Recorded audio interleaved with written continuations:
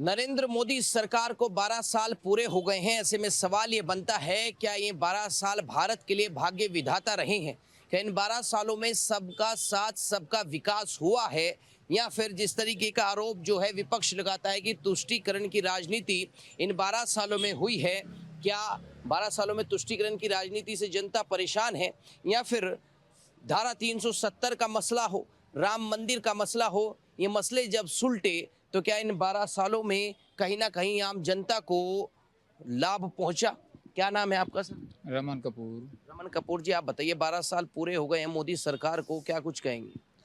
कहना है कि प्रगति तो हुई है, इन बातों में आप ये नहीं कह सकते कि किसी का प्रगति नहीं हुई है। सब इस समय आप देख लीजिए, बैंकिंग में देख लीजिए, प्राइवेट क्षेत्र में देख लीजिए, निजी क्षेत्र में देख लीजिए, लोगों को हर तरफ से मतलब सहूलियत मिली है।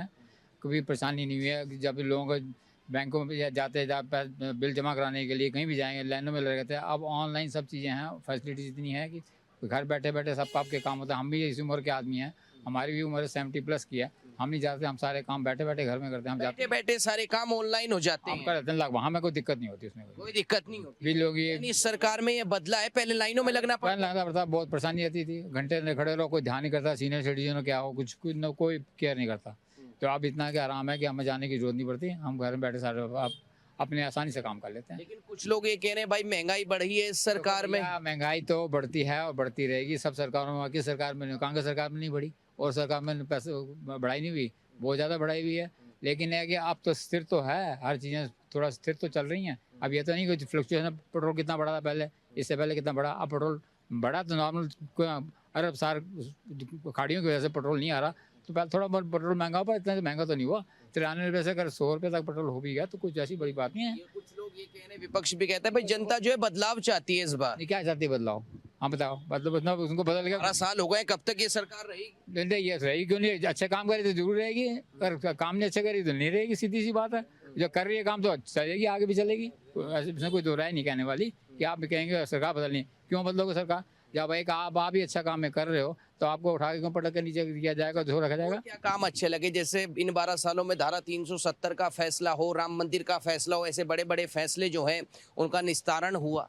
हाँ तो उनको बात तो आप बेनिफिट देख लें। पहले जो आप देखते लाल चौक में आदमी कुछ भी जाकर कुछ नहीं कर सकता था, अब लाल चौक में जाकर आराम से सारी इंडिपेंडेंटली हर काम कर सकता है, बोल सकता है, कह सकता है, सुन सकता है, सुना सकता है। पहले तो कुछ जा ही नहीं सकता था, किसी की हिम्मत नहीं थी। क्यों? कि वहाँ माहौल ही ऐसा था, उसकी वजह से।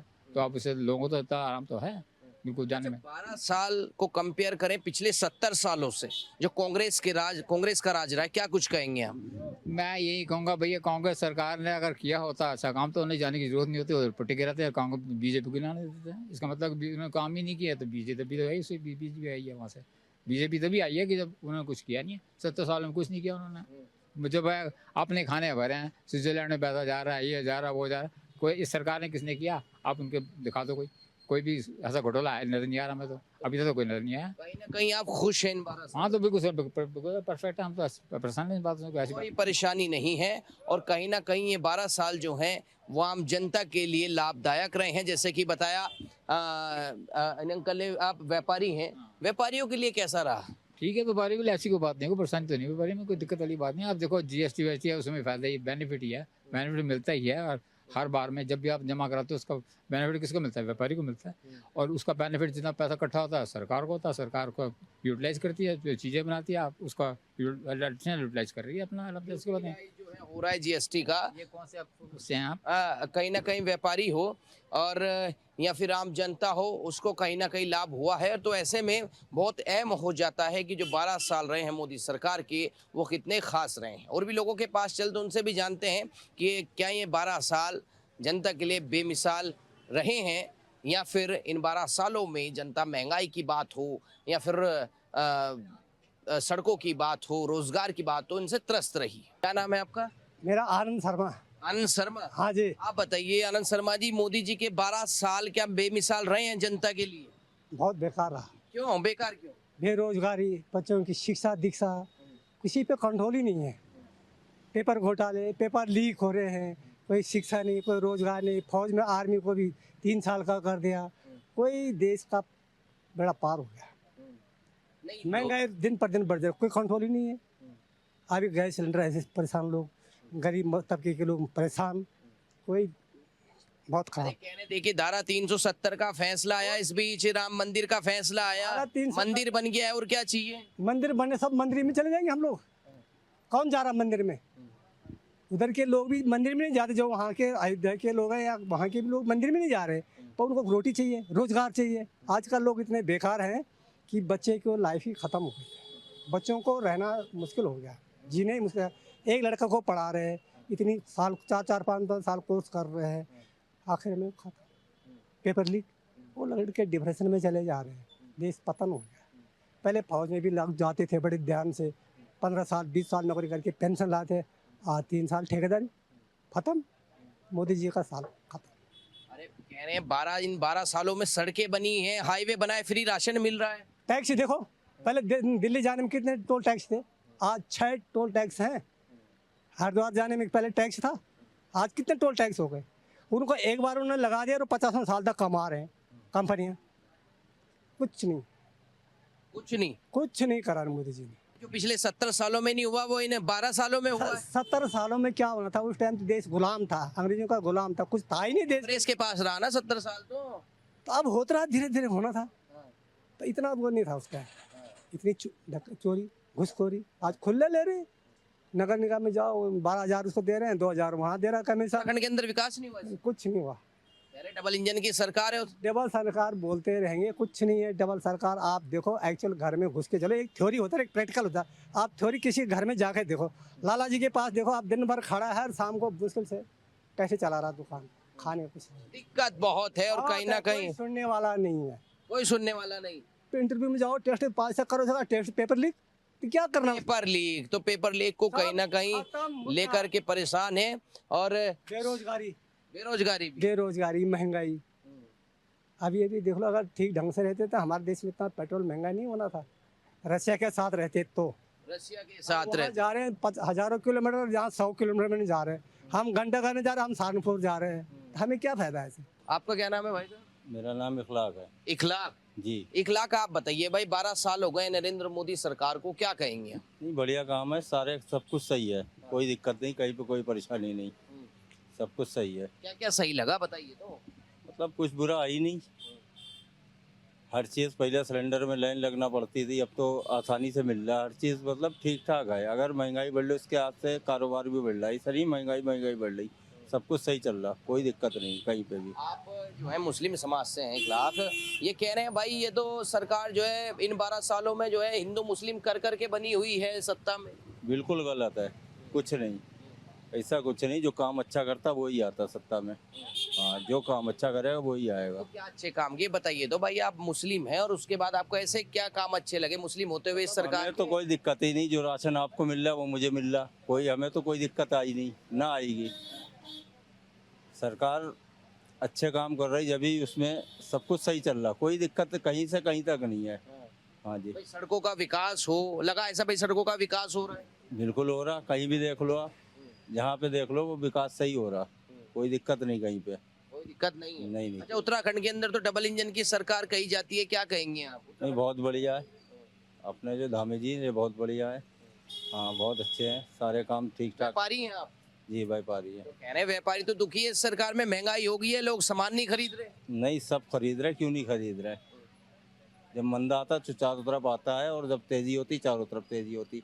मंदा इस टाइम चल रहा है तो इसलिए आदमी कहता है, बाकी कोई सरकार का इसमें कोई रोल नहीं है। कोई रोल नहीं है? ना कोई रोल नहीं। 12 साल बेमिसाल रहे हैं। जी बढ़िया, फर्स्ट क्लास। बढ़िया, फर्स्ट क्लास रहे हैं 12 साल। और भी लोगों से बातचीत करेंगे और जानते हैं क्या रिपोर्ट कार्ड है इन 12 सालों का। क्या नाम है आपका? अमित बताइए भाई, मोदी सरकार का 12 साल का कार्यकाल कैसा रहा? जरा कार्यकाल हम जनता के लिए अच्छा रहा है, बहुत अच्छा रहा है। क्या क्या काम हुए हैं इस 12 साल? काम बड़े लेवल पे बहुत काम हुए हैं इसमें, इंफ्रास्ट्रक्चर लेवल पे बहुत अच्छा काम हुआ है उसमें। क्या क्या काम हुए बता दीजिए ना, गिना दीजिए, आपको पता होंगे। बाकी हाईवे का हुआ, रेलवे का हुआ, डेवलपमेंट के काम बहुत अच्छे हुए हैं। बाकी यहाँ का जो काम है, बाजार का काम है, वो तो बाजार के लेवल पे ही होता है, थोड़ा सा बाजार में अप डाउन तो होता ही रहता है खैर काम का। कैसा रहा बाजार इस सरकार बाजार ऑलमोस्ट ठीक रहता है, पर बाजार का थोड़ा फैक्टर ऐसा है कि एवरी टाइम काम नहीं होता इसमें भी। अच्छा, बहुत लोग जो है ये कहते हैं भाई मोदी सरकार में फ्री राशन मिल रहा है ना, हम लोगों को जो है सुरक्षा मिल रही है, गुंडागर्दी नहीं है, ऐसा कुछ है क्या? नहीं सही है वो तो बिल्कुल, गुंडागर्दी वाली बात तो कोई नहीं है ऐसी। बाकी सरकार ठीक चल रही है। बरका सरकार ठीक चल रही है। तो देखिए, काफी लोगों का कहना है सरकार ठीक चल रही है, और ऐसे में 12 साल का जो कार्यकाल रहा मोदी सरकार का, वो कहीं ना कहीं आम जनता के लिए सही रहा। लेकिन कुछ लोग ऐसे भी हैं, व्यापारी लोग, जिनका ये कहना है कि व्यापारियों से सरकार हटती नजर आ रही है। लगातार हम आपको न्यूज़ स्पेशल में दिखाते रहेंगे, लेकिन फिलहाल वक्त एक छोटे से ब्रेक के बाद फिर से जानेंगे क्या 12 साल बेमिसाल हैं या फिर इनमें बुरा हाल है। के बाद आपका स्वागत है न्यूज़ स्पेशल में, और मोदी जी के 12 साल बेमिसाल हैं या फिर बुरा हाल है, इस पर हम जनता से बातचीत कर रहे हैं। क्या नाम है आपका? हीरेलाल।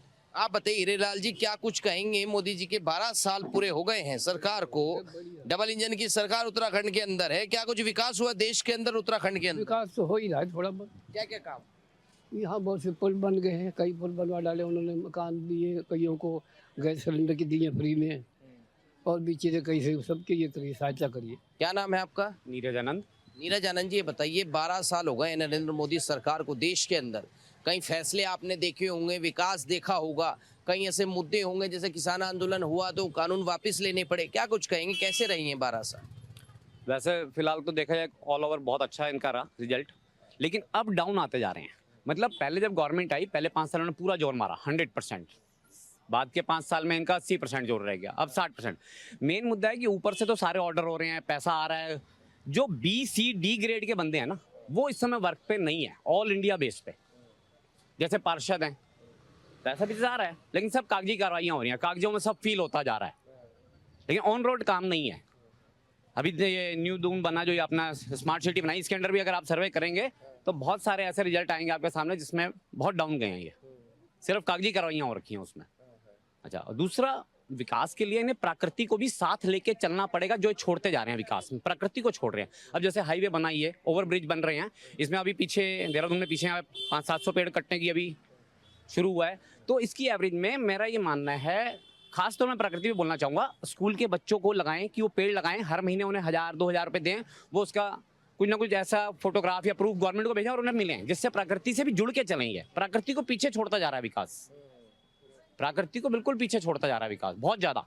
अभी कोई कॉन्ट्रैक्टर अगर कहीं पे ओवरब्रिज बन रहा है या ओवर ब्रिज बन रहा है, कुछ बन रहा है जहाँ पे कुछ आधुनिकीकरण हो रहा है, और वहाँ प्रकृति को अगर काटना पड़ रहा है, वहाँ पे पेड़ कट रहे हैं, हजारों पेड़ कट रहे हैं, लेकिन कॉन्ट्रैक्टर का कॉन्ट्रैक्ट पास होते ही गवर्नमेंट ये रूल बना दे, ये 700 पेड़ काट रही है तो 1500 पेड़ पहले लगाए।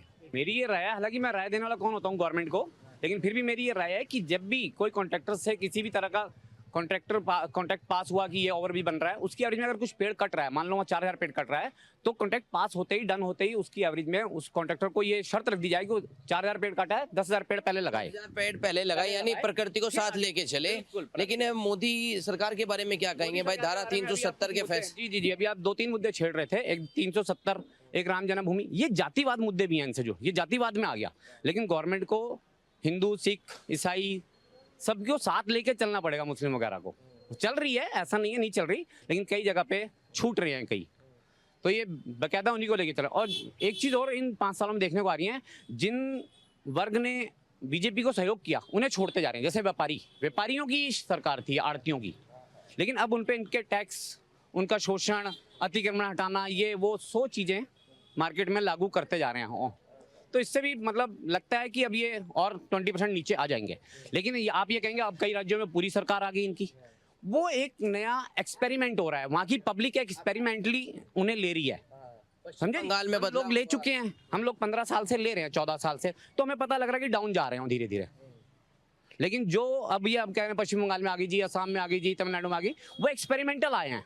हाँ, वहाँ पे शुरू के 5 साल जोर मारेंगे, फिर 5 साल मारेंगे, तो मतलब अब कुल मिला के मैं कहूँगा कि गवर्नमेंट 100% से 80 पे, 80 से 60 पे, 40 पे आती जा रही है, डाउन आ रही है। कि भाई जीएसटी जो आएगा उसमें व्यापारियों को फायदा होगा, कई इस तरीके के लोन इन्होंने चलाए हैं, स्कीम चलाई हैं, जो व्यापारी ले सकता है और अपना काम शुरू कर सकता है, नया बंदा व्यापारी बन सकता है।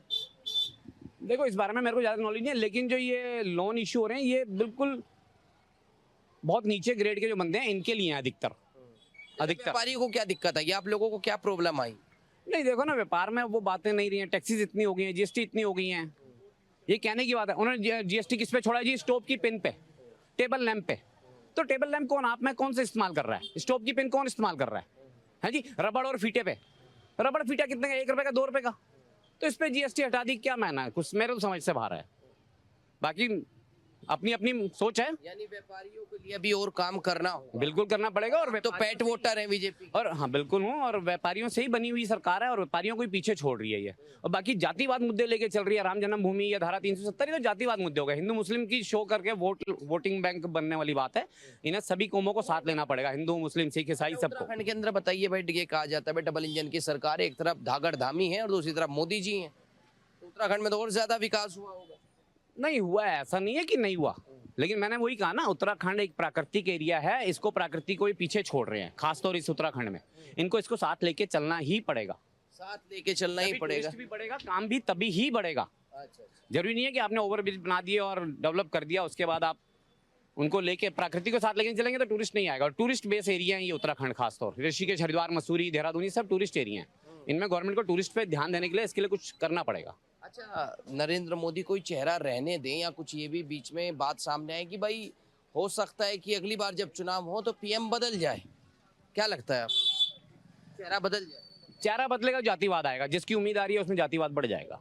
अच्छा, जिसकी किसकी उम्मीद की बात? जैसे योगी जी की उम्मीद आ रही है तो, लेकिन जातिवाद बढ़ जाएगा। क्या नाम है आपका? विकास वर्मा। विकास वर्मा। आप बताइए विकास वर्मा जी, भाई 12 साल जो है नरेंद्र मोदी सरकार के कैसे रही है, भारतीय जनता पार्टी सरकार के, क्योंकि उत्तराखंड में भी सरकार है और कह रहे भाई डबल इंजन की सरकार है, क्या कुछ फैसले आपको अच्छे लगे?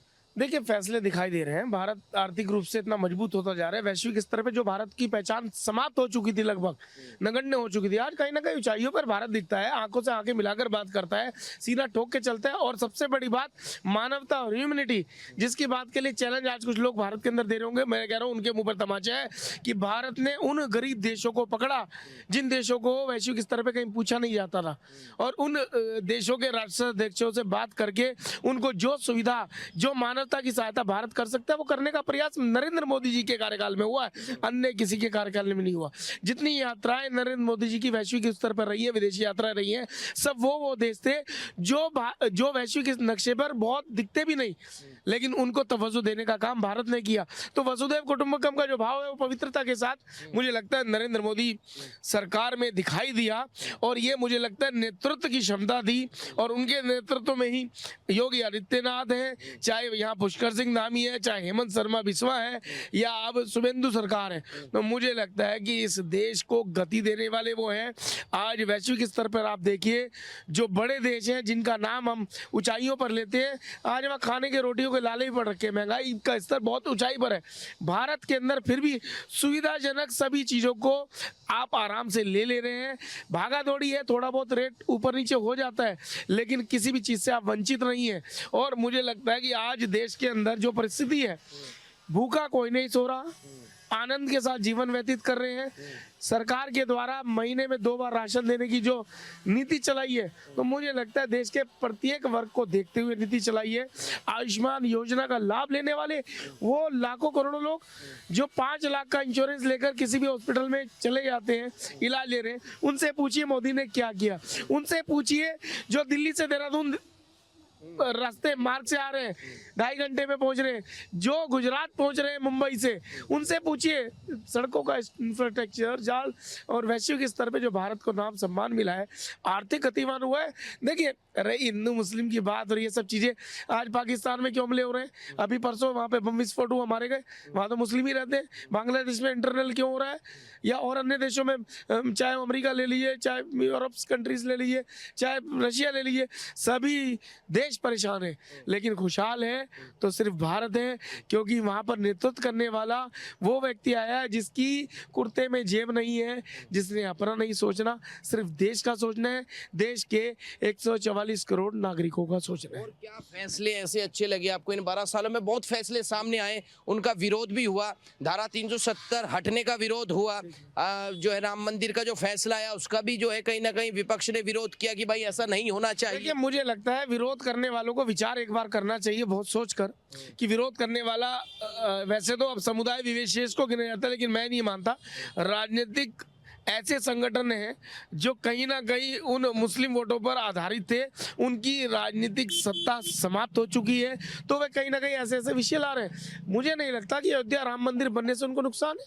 व्यावसायिक, आर्थिक, आप देखिए कहाँ तरक्की हो रही है। अयोध्या जो नक्शे में एक समाप्ति की ओर था, आज वैश्विक स्तर पर आप देखिए विश्व में बड़े बड़े लोग वहाँ पे तीर्थाटन के नाम पे आ रहे हैं। आज इस देश की इकोनॉमी सिर्फ धार्मिक व्यवस्थाओं से चल रही है, और ये व्यवस्थाएं आज से नहीं, मुगल काल में भी जब अकबर इस भारत के अंदर आए तो वो समझ चुके थे कि इस देश की इकोनॉमी को चलाने वाला यहाँ के धार्मिक आस्था है, जो मंदिरों में डोनेशन देती है, चंदा देती है, जिससे इस देश का विकास होता है। तो आज बहुत बड़े पैमाने पर हमारे मंदिर संपन्न है, हमारा देश संपन्न है, ये हमारे लिए गौरव की बात है। और ऐसे क्या विकास आपको लगे इन 12 सालों में जो पिछले 70 सालों में नहीं हुआ? भाई कांग्रेस तो ये कहती है कि हमने किया था, मोदी जी तो बस उद्घाटन कर रहे हैं। देखिए, चलिए, मैं तो ये मानता हूँ कि कांग्रेस ने किया था। कांग्रेस ने एक सांकेतिक रूप से उन सब योजनाओं को लागू करने से पहले सिर्फ एक प्लान में लिख दिया था कि हाँ मैनिफेस्टो में ये रहेंगी, लेकिन वो कब रहेंगी ये नहीं पता। लेकिन अगर मुझे लगता है कि क्रियान्वयन करने के लिए नरेंद्र मोदी जी ने उसको किया तो बहुत अच्छी बात है, सराहनीय है। अगर वो फ्लाईओवर चाहते थे, वो सड़कों का ऐसा जाल चाहते थे, वो मेट्रो रेल परियोजना चाहते थे, वो आयुष्मान योजना चाहते थे, वो महीने में 2 बार का राशन चाहते थे और ऐसी सुविधाएं गरीब को देना चाहते थे, तो क्या बुरा है अगर उन्होंने, लेकिन उन्होंने सिर्फ यही तो गलती की कि इतने लंबे समय तक वो सोचते रहे, क्रियान्वित करने का कार्य नहीं किया, बल्कि उन्होंने धार्मिक विद्वेष का भाव उन्होंने बोया। जिस अयोध्या को कभी का बनकर तैयार हो जाना था, उस अयोध्या को लटकाने का काम उन्होंने किया। जिस मथुरा को कभी का तैयार हो जाना था हिंदुओं के पक्ष में, उसको लटका कर अभी तक छोड़ रखा। और जिस काशी ज्ञान व्यापी की बात हम करते हैं, उसको लटका कर छोड़ दिया। तो हिंदू आस्था को दमन करना, कुचलना उन लोगों की एक राजनीति में शुमार हो चुका था, और मुझे लगता है मुसलमानों ने भी उनको चुनौती दे दी है। जिस प्रकार से ईद पर मुसलमानों ने एक स्लोगन लगाया कि गाय हमारी माता है, और उससे पुराना नाता है, तो ये मुझे लगता है कि कोई और सरकार कितने भी प्रयास करती, ये कहने का साहस भी उनके अंदर नहीं था। लेकिन मुझे लगता है कहने का साहस तो मुस्लिम पक्ष के अंदर आया, नहीं तो अभी तक उनको काट के खाने की बात होती थी। तो कहीं ना कहीं ये विद्वेष के भाव को खत्म करने का काम नरेंद्र मोदी ने किया है कि एक जमात जो कट्टरपंथियों से चंगुल से निकलकर आज राष्ट्रहित, देशहित और हिंदू हित की बात करती है, क्योंकि उनको ये पता है कि हिंदू जहाँ जहाँ रहेगा सबको जीने के अधिकार मिलेंगे, वसुधैव कुटुंबकम का भाव भी जीवित रहेगा, सर्वे भवन्तु सुखिना की कामना भी सफल होगी। तो आरोप लग रहा है कि भाई सबका साथ सबका विकास का नारा देते हैं और आप हिंदू हिंदू कर रहे हैं इस सरकार में। तो देखिए, जो गाय काटकर खाने वाले हैं वो तो नाराज होंगे ही होंगे, जो आयुष्मान योजना का लाभ नहीं लेना चाहते, जिनको हॉस्पिटलों के माध्यम से दलाली मिलती होगी, वो नाराज होंगे, जो नहीं चाहते गरीब को 2 महीने में 2 बार राशन मिले, वो नाराज होंगे, जो मतलब इन सुविधाओं का लाभ ले रहे हैं तब वो गाली दे रहे हैं मोदी जी को। तो मुझे लगता है वो एहसान फरामोश है और उन्हें इस देश में रहने का भी अधिकार नहीं है। लेकिन जो इस योजना का लाभ ले रहे हैं वो प्रत्येक व्यक्ति नरेंद्र मोदी के साथ है, और मुझे लगता है हिंदू होने के नाते मेरी प्राथमिकता सबसे पहले यही बन जाती है कि अयोध्या में राम मंदिर का निर्माण हो गया। 500 वर्षों के संघर्ष के बाद जो सत्ता उसको स्थापित नहीं कर सकी, इस देश के अंदर बहुसंख्यक हिंदू है, ये आज हमको मालूम पड़ रहा है। नहीं तो आज तक तो ऐसा ही लगता था, जो अन्य ऐसे दल हैं जो सनातन को कुचलने के लिए प्रयासरत रहते थे, हिंदुओं का दमन करने के लिए प्रयासरत रहते थे, ऐसा महसूस देता था कि इस भारत के अंदर सिर्फ वोट देने का अधिकार मुसलमानों को ही है और मुसलमान ही राजनीति को तय करते हैं कौन बैठेगा और कौन उतरेगा। लेकिन वो परिभाषा बदल चुकी है, इन 12 सालों में बदल चुकी है, बिल्कुल बदल चुकी है। और ये जय जयकार है 2014 के बाद स्थापित उस सरकार के नेतृत्वकर्ता कर्मनिष्ठ नरेंद्र मोदी जी के लिए उनका आभार व्यक्त करते हैं कि उन्होंने इस देश की तरक्की के लिए अपना एक एक क्षण लगाया। हिंदू धार्मिक मान्यताओं के साथ चलेंगी, तभी आबू धाबी में इतना बड़ा राम मंदिर का निर्माण भी हुआ। राम मंदिर का निर्माण भी हुआ और ऐसा नरेंद्र मोदी के कार्यकाल में संभव हुआ, ऐसा लोगों का कहना है। और जिस तरीके से इन पंडित जी ने भी कहा कि कहीं ना कहीं नरेंद्र मोदी की सरकार में भारत वैश्विक स्तर पर अपनी छवि को सुधारने में कहीं ना कहीं कामयाब हुआ है।